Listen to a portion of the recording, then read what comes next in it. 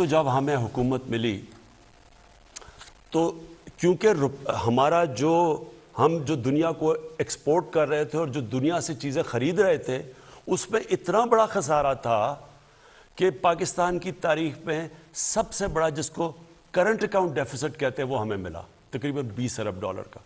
اس کا مطلب کیا ہوا کہ سارا پریشر روپے پہ پڑ گیا کیونکہ ڈالر کم ہو گئے, ڈالر کی آخر میں قیمت اوپر جانی تھی, ہمارے پاس ڈالرز ہی نہیں تھے کہ ہم مارکیٹ میں پھینک کے وہ ڈالر کی قیمت نیچے رکھتے.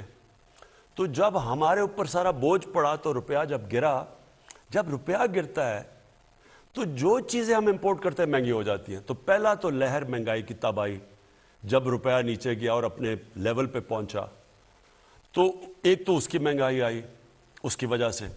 یہ دوسرا یہ مہنگائی کا جو آپ آج بات کر رہے ہیں نا کہ سال پہلے اور اب میں کیا فرق ہے, میں ذرا آپ کو صرف بتانا چاہتا ہوں کہ یہ اب ایک کرونا کی وجہ سے دنیا کے اندر جو سپلائی شارٹیجز ہوئیں یہ اب اس کی لہر آئی ہوئی ہے, اور اس میں پاکستان اکیلا نہیں ہے ملوث اس مہنگائی میں.